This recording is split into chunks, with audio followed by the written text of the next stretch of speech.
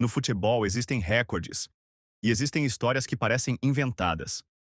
Mas tudo que você vai ouvir aqui aconteceu de verdade. E a gente começa com um dos maiores domínios da história do futebol sul-americano. Entre 1972 e 1975, o Independiente não apenas venceu a Libertadores, ele simplesmente tomou conta da competição. Foram 4 títulos consecutivos, enfrentando viagens longas, jogos extremamente físicos e ambientes hostis. Naquela época, jogar fora de casa na América do Sul era quase uma guerra. Mesmo assim, o Independiente se manteve no topo por 4 anos seguidos. Um feito tão grande que até hoje ninguém conseguiu repetir. E quando falamos de domínio, é impossível não lembrar do Real Madrid. No início da Champions League, entre 1956 e 1960, o clube espanhol venceu simplesmente tudo. 5 títulos consecutivos. Uma sequência que ajudou a construir a identidade do maior clube da Europa. Era um time muito à frente do seu tempo. Enquanto outros ainda se organizavam, o Real já dominava o continente. Mas alguns recordes não falam de domínio. Falam de grandeza individual.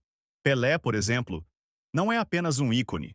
Ele é o único jogador da história a conquistar 3 Copas do Mundo: 1958, 1962 e 1970.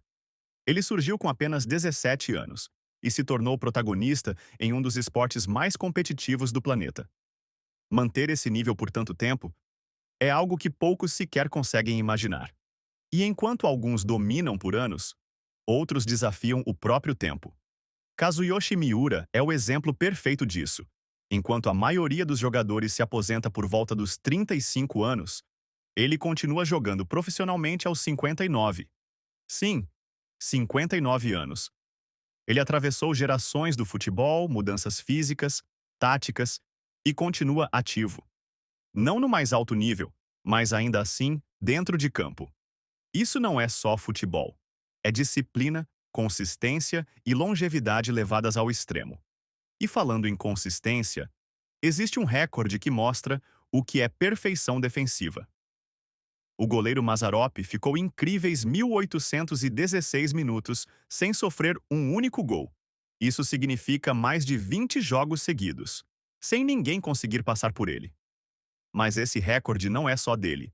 É o reflexo de um sistema defensivo inteiro funcionando de forma perfeita. Agora, se marcar gols já é difícil. Imagina sendo goleiro. Rogério Ceni fez exatamente isso. Foram 131 gols na carreira. Faltas, pênaltis. Ele era o cobrador oficial do time, um goleiro que decidiu jogos, com os pés. Um feito tão raro que talvez nunca mais vejamos algo parecido. Mas o futebol não é feito só de lógica. Às vezes, ele vira puro caos. Em um jogo na Argentina, entre Claypole e Vitoriano Arenas, o que era para ser uma partida comum virou um dos episódios mais absurdos da história. Após o apito final, começou uma briga generalizada. Jogadores, reservas, todos envolvidos. O árbitro perdeu o controle e tomou uma decisão extrema. Expulsou simplesmente todo mundo. Resultado? 36 cartões vermelhos em um único jogo. Sim, praticamente ninguém terminou em campo. E se isso parece absurdo, espera até ouvir isso. Lee Todd foi expulso com apenas 2 segundos de jogo. O árbitro apitou o início da partida, e Todd reclamou do som do apito. Resultado? Cartão vermelho direto. O jogo mal tinha começado e já tinha acabado para ele. Mas nem todos os recordes vêm do caos. Alguns vêm de diferenças gigantes dentro de campo. Em 2001, a Austrália enfrentou a Samoa Americana. O resultado? 31-0. A maior goleada da história entre seleções. A diferença técnica era tão grande que parecia um videogame. E no meio dessa goleada histórica, surgiu outro recorde. Archie Thompson marcou 13 gols sozinho nesse jogo. 13.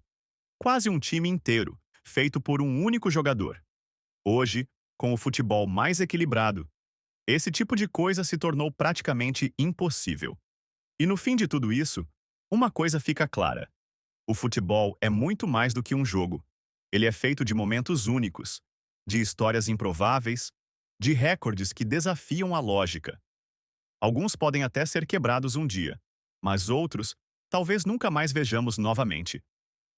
Agora me diz, qual desses recordes mais te impressionou?